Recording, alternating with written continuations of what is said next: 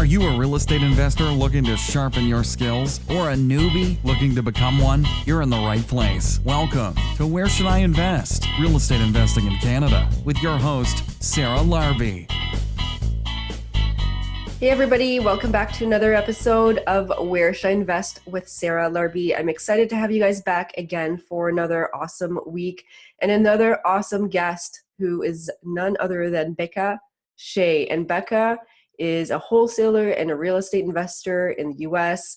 I met her through Luke Boyron, who is probably Canada's largest wholesaler, him and his wife, Jessica Bukta, who is one of the real estate empresses, along with three others and myself.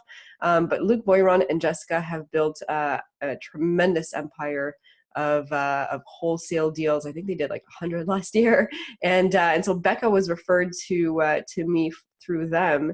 And I had a great conversation with Beka. She knows her stuff, and if you're interested in learning about wholesaling, she is a great wealth of knowledge as well. And before we get into the interview, I just want to say, guys, I know there's this coronavirus thing going out, but don't get stuck on the sidelines waiting. There's always going to be something, right? SARS was there at one point. There's going to be ups and downs in the market. And if the coronavirus continues and people get more and more scared, you know what? It might put a halt on this crazy market, or at least a little bit of a slowdown. So instead of having 17 offers on a property like we're seeing right now, we might see 2 or 3. But this is actually this could be, because everything is temporary, but this could be a good opportunity to get some great deals that are not competing against 30 other investors, because that's where the market is right now. It is really hard. There's a whole lot of demand for the investing type of properties and not a lot of supply. So everyone's hanging on to their stuff. Market rates have dropped. The Bank of Canada rate has dropped again. So is that going to cause a crazier frenzy? I don't know. I don't have a crystal ball. You know what the good thing is though? Just buy on cash flow, buy for the long term. I love the burst strategy.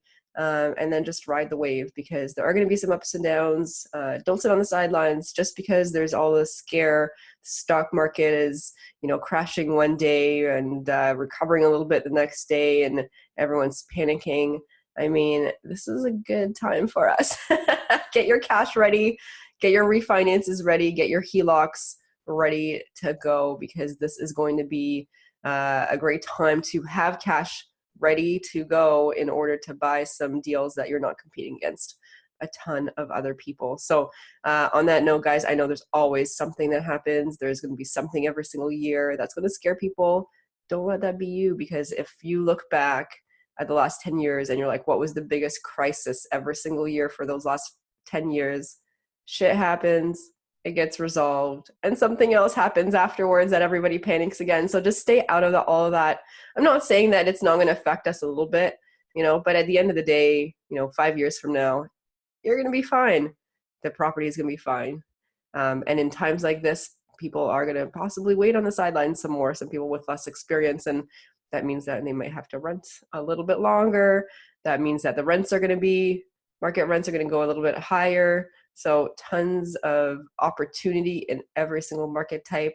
And with that, just, take action at some point, calculated action, of course, but don't sit there and wait until this whole thing passes away and then the craziness starts again. But I will say the craziness hasn't even stopped yet. So if it does and it slows down, it is a good time to snag a few pieces of property to add to your portfolio. So don't let the coronavirus scare you. And it's funny because we're seeing it now where people are limiting, even businesses, they're limiting external people from coming in. So do people make a bigger deal than what it really is? I don't know. It seems like it. It seems that I don't like this toilet paper thing with Costco. I don't know. I mean, sure, go ahead. Those toilet paper companies though, maybe you should buy some stock in that. But, in all seriousness, I mean, it sucks. It is what it is, but it might be a good time to start booking some travel though, not to Italy or anything crazy, but I was looking even this morning at all-inclusive trips, and some of them are 50-40% off.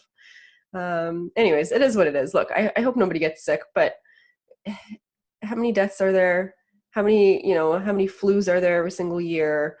We're paying attention this year and it's over the media. So is there an overreaction, or is it because really that's what we're consuming with everything around us? I don't know. I could be wrong. Let me know what your thoughts are. And if you guys are affected, and your thoughts on, is it a good time to buy? And, what are you doing to prepare? I think for a potentially great opportunity, in my opinion, to get some deals where, again, you're not competing against so many people.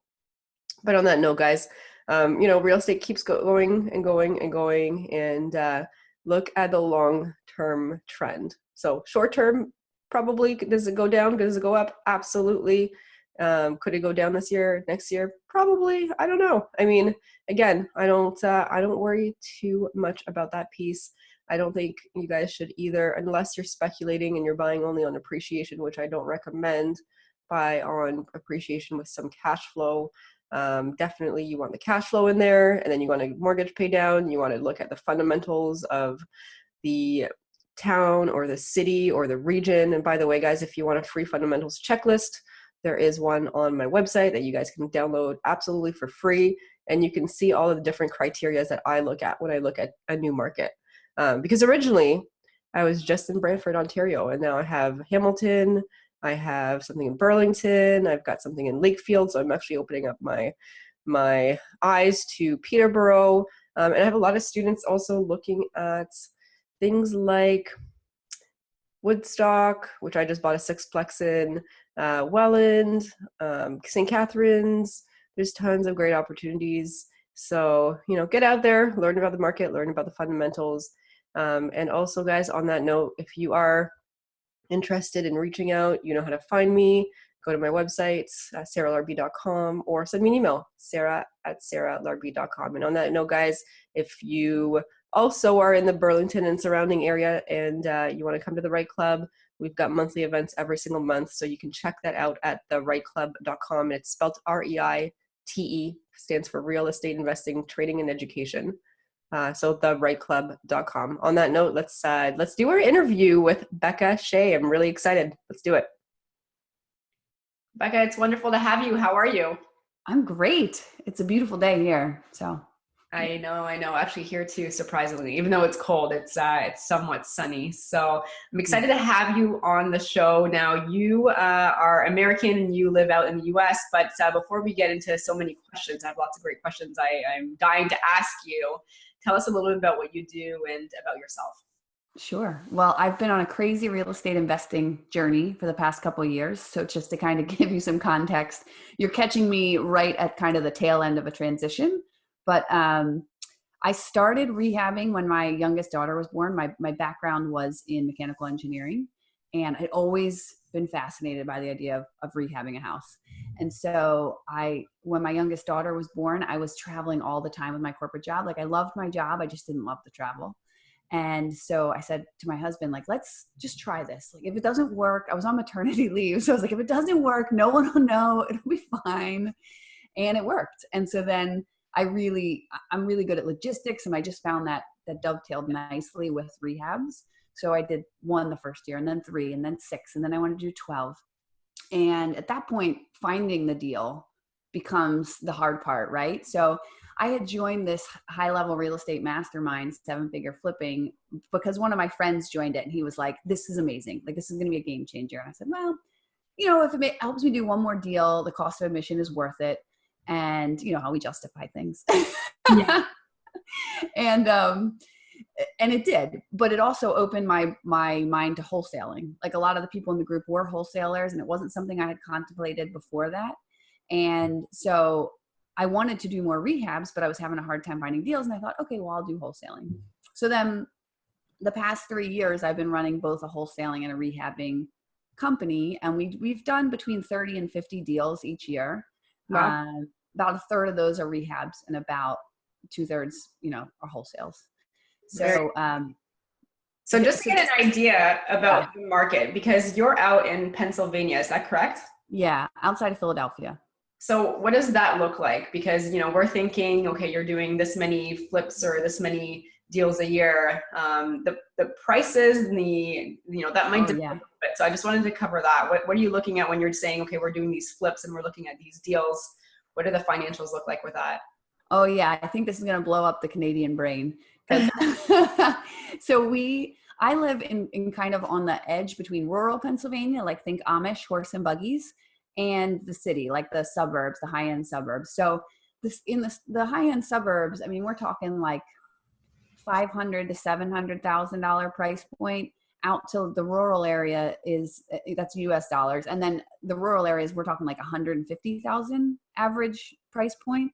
So it's a big spread, but most of our deals, the retail value, the ARV on them is somewhere in the like 200 to 300 range. Okay. All right. So it's not like it's 50 or 60 or 70 grand. Like sometimes when you think of, we do have a couple pockets of those, but those don't make great rehabs. They make good rentals.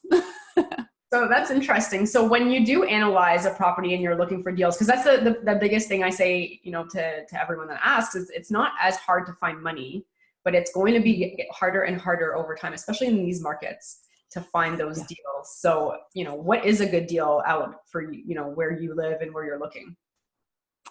Well, that's actually a super interesting question because we use the 70% rule, right? So if the ARV is 100, then I want to be into it for 70,000 minus the repairs if they're like 30. And on average, we're spending on our repairs, we spend about 30 to 50,000. So I'm just going to stop you right there because the 70% rule I think is great. But it's a very US driven rule. But is it? Okay. Elaborate on exactly what that is? Because I've heard it a lot in the Bigger Pockets podcast and I'm familiar with it, but it's not necessarily a term that many of us use out here. So people say the 70% rule, and I think a lot of investors don't understand why, but basically you take whatever the ARV is, right? So in that example, $100,000, and you take 30% off the top. And what people don't understand is the reason why you take the 30% off. So you're assuming from that 30%, 10% is going to be your holding costs, your taxes and utilities and all that stuff that goes with it. And then 20% is your profit margin. So it's basically like, how do I back into a deal so that I have a 20% profit margin? And then you take off your repairs after that. So if I know a house will sell for 100K and it needs 20 grand worth of work, I'm going to take 70% of 100K, which is 70,000 minus the 20, which is 50. And then if I'm a wholesaler, I know that I can find a buyer probably at 50K. So I'm going to try and get it under contract for less than 50K wherever I can and get them to pay me the difference. Thanks for explaining that. Cause I think it's, it's interesting to see how, the profits get calculated. And I think that's a great margin. I mean, if you can make 20% profit. Now, does that change, depending on if you are, I don't know, like in different markets, or do you really just stick to that 20%? It depends. It works well on the price point up till like 200 or 300,000. I know some rehabbers who they just they're usually pretty experienced, right? And they're like, I want to make 40K on every deal. I want to make 40K, which by the way, I've done like 60 rehabs and I think my average profit's around 20K. I just have never managed to be one of those like $50,000 profit people. But some rehabbers will back into it that way. They'll just run all their numbers based off of a target number. And actually, I found when I went back through my 60 plus rehabs was that I usually borrow money between 10 and 12%. And then with my holding costs and the taxes where we're at, and then with paying a realtor at the end of it, because I don't list my own properties, I called it they're called soft costs. My soft costs were usually around 12 or 13% of the ARV. Okay. So I could back into, like, I could say, okay, 100K minus 12% is 12,000. So it's going to cost me, 88 at the end of the day out the door. And if I put 20K into it, then I'm at 68, right? And, or if I want to make 20K profit, then I'm at 68 minus my repairs, which comes out really close to that 70% rule. Right. Absolutely. So talk to me about what you do to find these deals, because I mean, this market where we are in Ontario or Canada, it's, again, it's not a one Canadian market. Like it's very specific in all the different areas, but, at some point it gets harder and harder to find deals because you've got multiple offers on properties, where we are looking, and like sometimes there's like 4 or 5 offers on houses. Like the one I just bought, there was 4 other offers on it. And, this was probably the 4th or 5th offer we've put in the last month, and we finally got one. I'm like, okay, we're good. But how are you finding your deals? So we do direct to seller marketing. And the thing about marketing is it's always changing. Wholesaling has become really in vogue right now. I mean, especially in the US, we see feels like everybody's getting into the game. The inventory is super low here, which means usually if you can get it at the right price, it'll sell fast. And so everybody just sees kind of this is an easy way to do it. So then we're walking in and sellers have a stack of postcards because we can pull lists, which you can in Canada. Right. And so, they'll have a stack of postcards because everybody's pulling the same list. And where I'm going, so I do marketing consulting for some high level investors, people who are spending, let's say like between 20 and 30K a month on marketing. And the first thing is marketing is always a living animal. What works today is probably not going to work 6 months from now. Mm-hmm. But there's some pretty tried and true channels like direct mail. So you guys can't pull lists, but you can do, in the US, it's called every door direct mail, which is like the post office just drops to everyone on the route. Yeah. Right? Bandit signs, which I hate. I like on principle hate doing them, but they work really well. Right. They're like the signs on the side of the road. We buy houses. Yeah, we buy cash and phone number and yellow sign. Text messages. And a little trick that we found with Bandit signs. So we use this app called Simple Crew to track, like I'll hire somebody to put out the Bandit signs. And there's this app called Simple Crew that will geotag where the signs are. And we've found the best luck putting them on like random back roads. And I don't have data to back this up, but I think it's because the psychology behind it is if that little old lady sees your sign at the end of her back road, she thinks you're local, you must be from around here, I can probably trust you. I think there's an inherent trust factor. Whereas if you just see them lined up on the freeway, we buy houses, it distances you. Yeah, you're one of many, many others at that point in time. Yeah. So that's a cool little strategy. And, and just to go back to the list piece, because we have this privacy law in Canada, it's not like we can say, okay, who is in this area or this zip code or postal code in our case that hasn't paid their taxes or that's owned the property for more than 20 years. Like we actually don't have access to this stuff, whether it's good or bad, I don't know.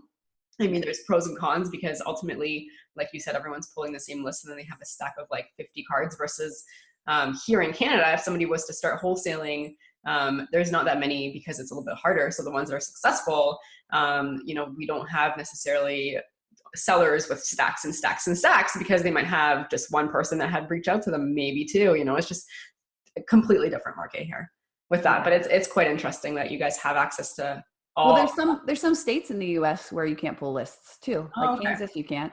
Can't remember. There's like 3 or 4 of them. So those people have to do the same thing. And like driving for dollars, right? Drive around, see who didn't put their trash out on trash day, whose houses are overgrown or just look in terrible condition. Again, like those are things that you can either hire somebody else to do for you, or you can go do it on the weekend, send them mail. But ultimately, whatever strategy you do, I mean, it's been shown time and time again, you have to do it consistently. Right. I always tell people, if you have $5,000 you want to spend on marketing, don't spend $5,000 this month, spend $1,000 a month hitting the same people 5 times. Yeah, that's a great point. And it just goes to, I want to add to that, if somebody's listening to these podcasts, because we always have different topics, and then you're like, oh, this sounds good, I should start here, or I should start, and then they don't get started for like 5 to 10 years. Just pick a strategy. And then in that strategy, pick a way to be consistent in it. And then but no matter what, like you're successful wholesaling, you're also successful flipping. I do the burr strategy. Some people can do different things and are successful because they are consistent and they learn about it. So like, start with one strategy, pick the one, and then just stick to it. I think that's a great point that you mentioned. Just if you're going to spend $5,000 on marketing, do it more than once, because the more touches that I think I read somewhere that you have to, like, it's 7 touches between the time that you 6 no's to get a yes. Yeah. Exactly. Until you get somewhere. So definitely keep going. Super interesting. So how are you financing all of these properties? Are you using your own money or other people's money, or how are you doing that? Other people's money. Yeah. So we, through seven figure flipping, I have access to Lending Home is a national hard money lender. Sorry. And so they actually do 100% financing for us. And then also, just building personal relationships. If you haven't read the book, Getting the Money by Susan Lassiter-Lyons, like, it's an awesome book. And it just talks about kind of the sale of getting private money and getting it at, like, my private money is at 7%, 8%. Like, it's pretty good. Yeah. Whereas my hard money is at, you're at a point and 10% or a point and 11%. So, but it has to work. If the numbers work, they work, right? Absolutely. Now I want to go back to points. So can you elaborate on what points are and how they work? Because I think that's quite interesting. And sometimes you can borrow with no points, and then you have to weigh out the pros and cons. And sometimes there's like 2 points. You're like, oh, what is this? So can you talk about what that is? Yeah. So points are a percent of the loan. So if it's $100,000 loan, then 1 point would be $1,000, 2 points would be $2,000. And generally, especially with an institutional lender, like a hard money lender, they want that money up front. So basically if they say like, hey, we're at 10% and 2 points, and you're going to keep that money for 6 months, okay, I'm going to hope I do the math right here, but that's essentially like a 14% interest rate. Right. Exactly. If you're, so I don't I have to calculate it as well, but essentially that's something to be careful about, because if you're going and you're getting 2 points or 1 point up front, you're borrowing the money for 6 months. Sometimes it makes more sense to borrow at a higher amount if you're only going to do it for a short amount of time. So if you're, I don't know, needing it for 3 months and you're going to pay 2 points, it might be better to do it with no points at a higher percentage instead. Yeah. And the other thing with, just to go down a little bit of the lending rabbit hole for the listeners, is that even with especially with institutional money, they generally charge points. And then they usually have some kind of like random fees thrown in, like a $500 processing fee or, underwriting fee. So you really have to be careful with that stuff too, because that can add up to like a whole nother point on your loan. And like I said, if the deal is there, if that borrowing that money at that rate makes sense in the context of the deal, do it. I've done it 100 times. I've done 2 points and 12% interest because the deal was so good and I needed the money and it worked out great for all of us. Absolutely. And the other thing I would say, guys, is just, if you're listening to this, and again, money is not hard to find. You can find money, but just make sure that you have an exit strategy. Because if you don't have an exit strategy and you don't know when you're going to exit and how you're going to exit, this is where problems arise. And this is two exit strategies, I'd say. Yeah. So even better, 2 exit strategies. So let's talk about that. So let's just say you do a flip, for example. Like, what are some of your exit strategies that you think of beforehand? I mean, if I do a flip, I always want to think of it in terms of rentals. My best rental right now was a flip I couldn't sell. Because do you have septic systems? Yeah. I mean, we do. Like, it's not as common, like mostly like where the like cottages in that area, or just like some of the outskirts. Mm-hmm. Depending on where you live, like the city usually, or like towns usually will have city water, but there are septics out there for sure. Yeah. So this property, it was built in like 1900, cute little cottage, with a detached, like huge 2-car garage. He had been a mechanic, with some space above it. And I flipped this house. It's adorable. It's in a kind of historic area. And when I bought the house, I got a septic test done and it passed. And when I went to resell the house, the buyers tested the septic and it failed. And so I was like, man, so I dropped the price. I put it back up. I think this was like over a 3-month period. New buyer comes along. They test the septic, fails again. And we had last year was just the craziest, rainiest year. Or no, it was 2 years ago. And so I was like, well, what do I do now? I'm like, all right, well, it's got a detached 2-car garage. I could rent that to a mechanic or something. And the house is actually in a great school district, great area. So I rented it. And I think I'm into the house for around, let's say $200K, between 190 and 200. And it pulls in rents $2,500. Wow. And it's a class A, beautiful area, great location. It's going to appreciate. So, I mean, that's a classic example of, mm-hmm. And I was able to demand high rents because it was a fully rehabbed property. That is great. That is for sure awesome. So now when you're saying that the septic failed, like, what does that mean exactly? Oh boy, how far down this rabbit hole do you want to go? Just a 30,000 foot view on what that means. So septic systems, basically your sewage goes from the house to a tank to a drain field, and all the solids stay in the tank. and then the water goes out into the drain field, and just like nature, it percolates through the ground and it gets cleaned, goes back into the groundwater. And what they do is they check to make sure that based on occupancy, the number of people living in the house, that much water can go into the tank and then go out into the drain field, and the drain field will actually percolate and dry out and not just stay saturated and wet. And unfortunately, when they came back to check it, they put all this water into that drain field, came back to check it 2 days later, and they were like, it's still really wet. It's not working properly. And I was like, well, you had to get a whole new one, or how, like, what was your no, next? it just scared the buyers away. I mean, it's like, it's working good enough, but scared the buyers away. Eventually, if I want to sell it, I'll either need to like go when it's been really dry and get a septic test done then, and so I have the report in hand, or I'll have to put in a really expensive septic system, which is essentially like a little mini treatment plant with UV lights, and that costs like $40,000. So, oh wow, I just have to like decide what, but right now it's amazing performing rental, so kind of kick absolutely that down the road. That's good. That's good. So what's the next steps for you? I mean, you're doing wholesales, you're doing flips. Like, where do you see yourself? Oh yeah. So, well, that's why I said you're catching me kind of at a crazy transition, because this year organically, I was a mechanical engineer before, and I started doing a ton of marketing, and this marketing consulting happened really naturally. Like, my clients tend to be amazing salespeople. They're phenomenal at the sales side of wholesaling, and they don't want to do the back end metrics and tracking. They'd rather just throw money at the problem. Right. I need my phone to ring. Just going to spend $10,000 in this channel.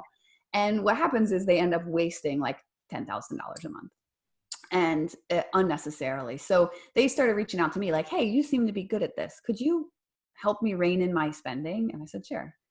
And then as I started doing that, I had too much stuff going on. I've got a dozen rentals, and I was wholesaling and rehabbing. And for any rehabbers who are listening, they get this. The second that you put your rehab on the market till the day it sells is the most nerve-wracking, nail-biting, for me, it's like 45 days ever. And earlier this year, I put one on the market. It was beautiful. It's like putting your baby out into the world, right? It's like being an artist. Like, now people critique it and they hate it and they find things wrong. And I put one on the market in like March or probably June timeframe. And I said to my husband, something's got to give. I've got too much going on right now. I can't handle it. I think I'm going to step away from rehabbing. And then when I did that, and I was going to focus on the marketing consulting. Mm-hmm. When I did that, actually, one of my friends had just bought the 7-figure flipping mastermind. And he said, look, you've been running these accountability groups within the mastermind for like 2 or 3 years now. You've just been doing it because you like to see people succeed. What if you came aboard full time? Like, I'll pay you. It seems like you don't want to do rehabbing anymore. I've never really loved wholesaling. And so that's where I'm currently at. I have my dream job that I didn't know was actually a dream job, running accountability groups and loving on people. That is really cool. So where can people find out more about the accountability group? Well, it's for our members. So, but what we do is there's this book called The 12-Week Year. Have you read it? No. Oh, it resonated with me. It's awesome. And it basically talks about like, hey, if you want to get from here to, let's say you've never rehabbed a house, and you want to, by this time next year, right, the end of, well, I don't know when this is going to come out. So let's say a year from now, you want to rehab a house. You break it down into 3 or 4 actionable steps, right? So the first is probably just get a house under contract. And so then you might say, hey, for 12 weeks, I'm going to focus on getting a house under contract. And you break it down into repeatable actions. So I'm going to go see 5 properties every week. I'm going to make offers on 2. I'm going to run the numbers on all 5 of them. I'm going to make offers on 2.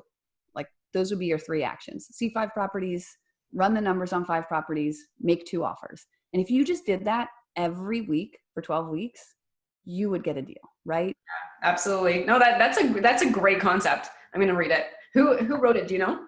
Brian Moran.